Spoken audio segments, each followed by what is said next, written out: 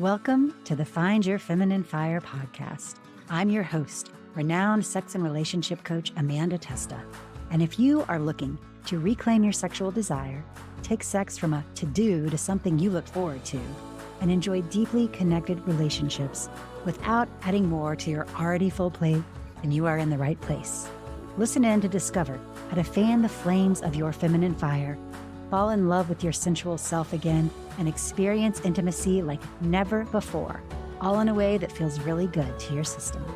Make yourself comfortable and enjoy the episode.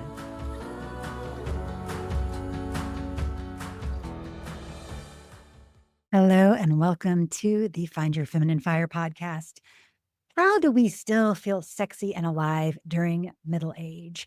Now, this is something that I know many of my friends, we jokingly talk about a lot, how our bodies are changing, how our relationships are shifting.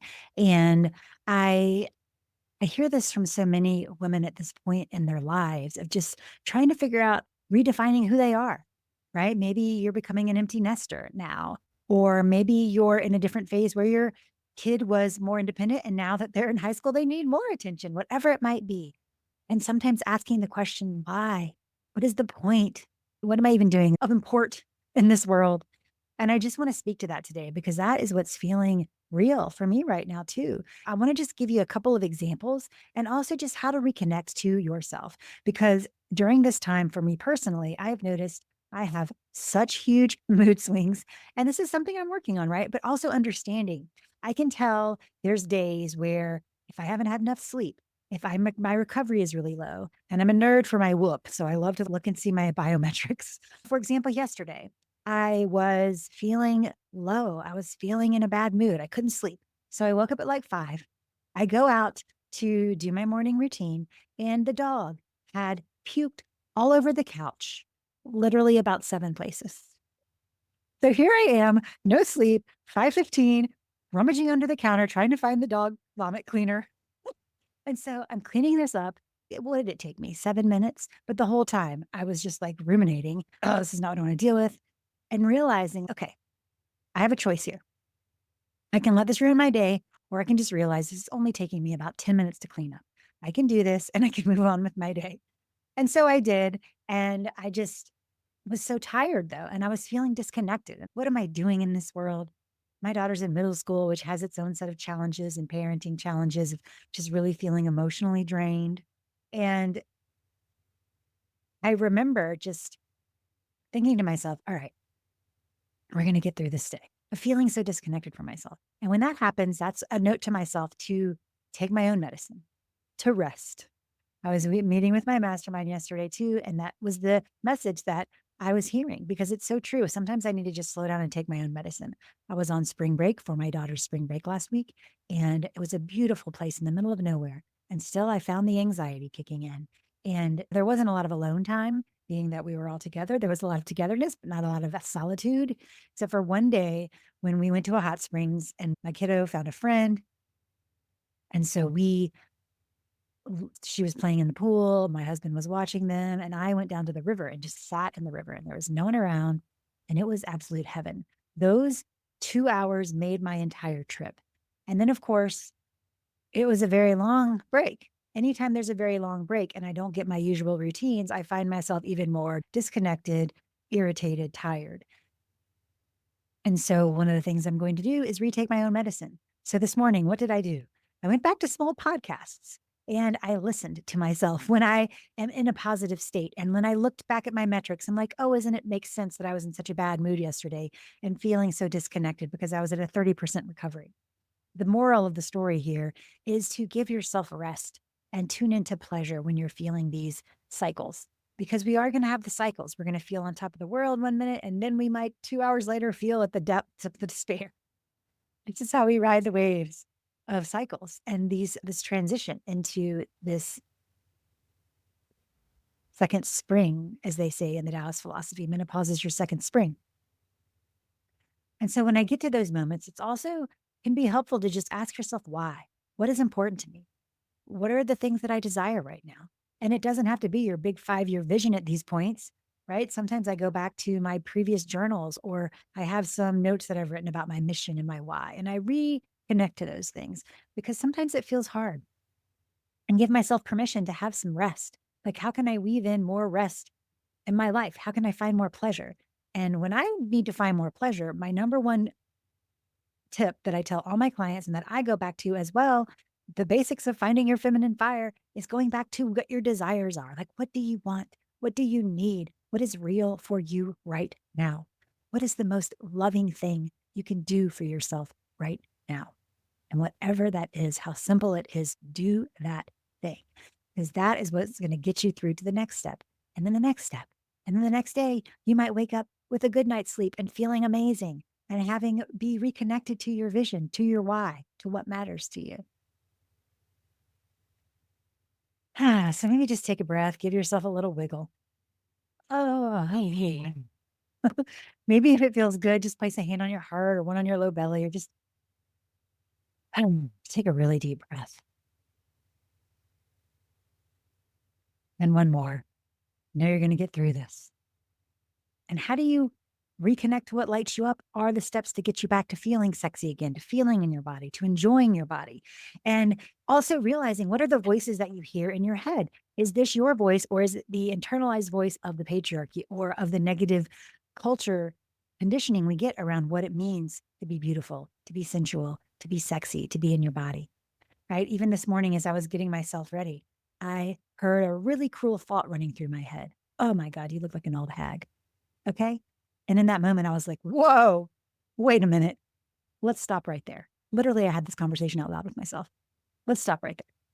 Where is that voice coming from? Is that true? Hell to the no. But in the eyes of the bikini industry complex, as Emily Nagoski says, where beauty is only youth, unrealistic ideals of skinny white people, like this is not realistic for our world in any way, shape, or form. And so realizing, okay, first of all, that voice is not true. Second of all, I'm not going to listen to it. And we really have to stop ourselves and interrupt ourselves. Sometimes we have to be like, hey, listen here, bully.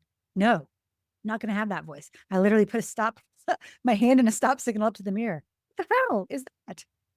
And then I just took a minute to take a breath. And I was like, all right, let's look and see something you appreciate about yourself right now. Like, I appreciate my blue eyes. I appreciate my kind smile. I appreciate who I am. That right there shifted my whole entire routine of getting ready for the rest of the day, right? So these are these choice points, right? I could have gone down the road of, oh, yes, I look hideous. I'm never going to be beautiful again. Blah, blah, blah. And sometimes this is the time and place for ritual to move through transitions and to grieve what once was and to welcome what is next. That is an important praise here. There's grief and it's not like it's one and done, right? When these times come up, you have to honor it. This is why this is an initiation. No one said these transitions, life transitions were easy. And no matter what your transition is, right? Maybe you have a new baby. Maybe you are dealing with toddler woes. Maybe you are going through illness or you've lost a loved one or you're going through menopause, whatever it is. These are huge initiations, these life transitions. And so speaking to ourselves in kind ways with compassion is how we can reconnect to that truth of like how love would speak to us. How is the kindest way we could speak to us if you were speaking to your best friend or to your a child you love or something like that, right? You're going to speak in a kind tone and remembering we have to talk to ourselves too, like that.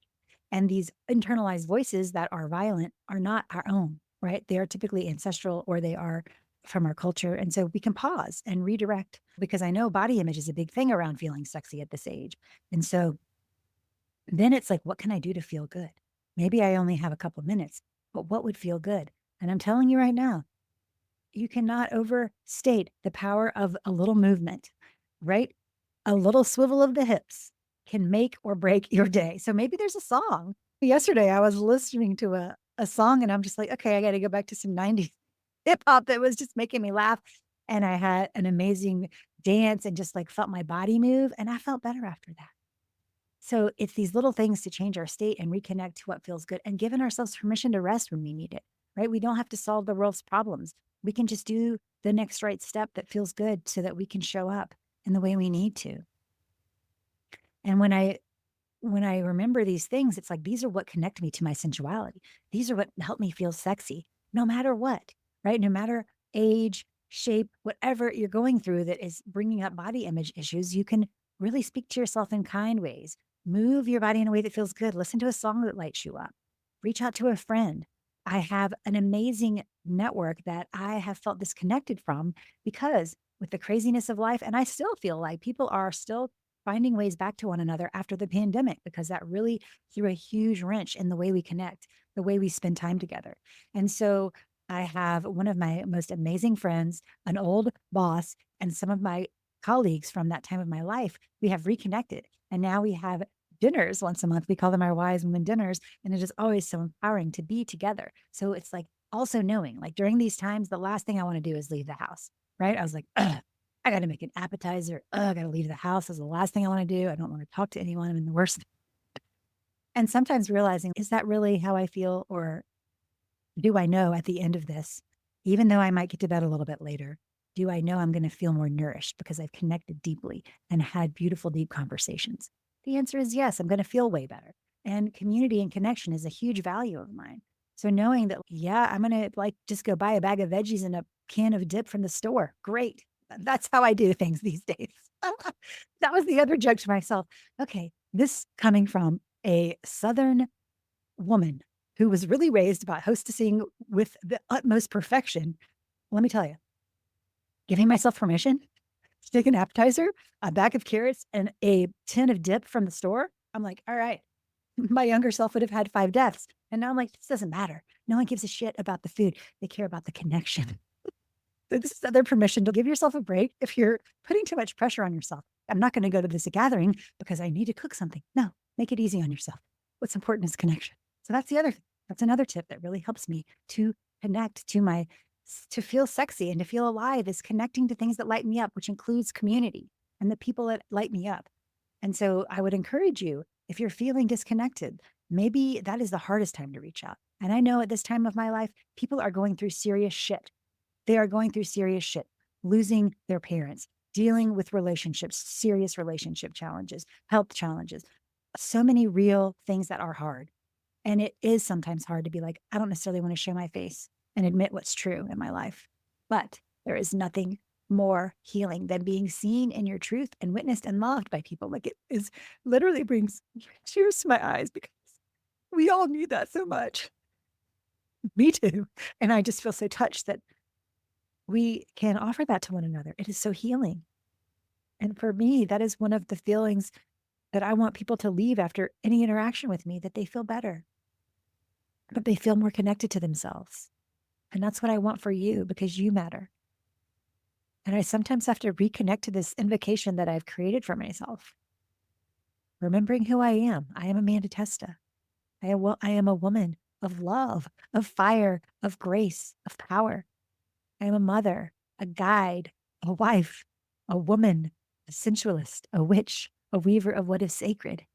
I am here now in a world that hurts, and I feel it all: the ache of the earth, the wailing of mothers, the tightening grip of control, the weariness in my own bones. And sometimes I wonder, what is the point? Is this enough? Am I enough? And still, I come back to my breath, to my body, to what is the true soft yes beneath all the no's. And this is what helps me reconnect because I know this. I know when I help a woman reclaim her body, I restore a piece of the world that was stolen. When I choose to honor my pleasure, I defy a system that profits from my depletion. When I listen to the pulse of aliveness in myself and others, I water the roots of something ancient and indestructible. And when I hold space for grief, for joy, for rage and rest, I remind us that humanity is not a flaw, but a power. And even if I never see the impact with my own eyes, I trust that my energy is never wasted. That love does not need a scoreboard to matter. And that tending one soul with devotion truly changes the whole web. This is why I stay. This is why I create. This is why I rest. And this is why I still believe.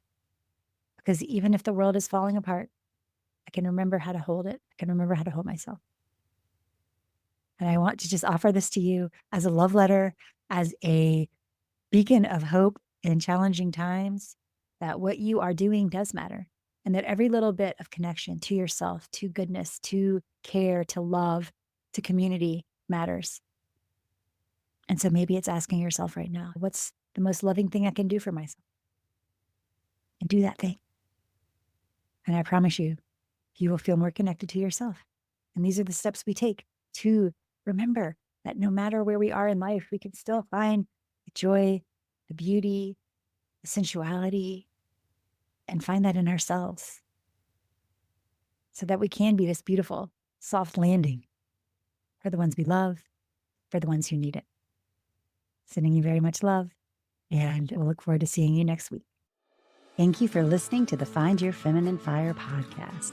If you loved this episode, please go ahead and forward it right now to someone you know would love it. And if you've not had a chance yet to leave us a rave review on Apple Podcasts, please make sure to rate and review if you enjoyed it, as well as make sure to subscribe so you never miss an episode. If you want to stay connected, make sure to go to amandatesta.com/thegoods to download your free sensuality activation and stay connected. Thanks for listening, and we'll see you next week.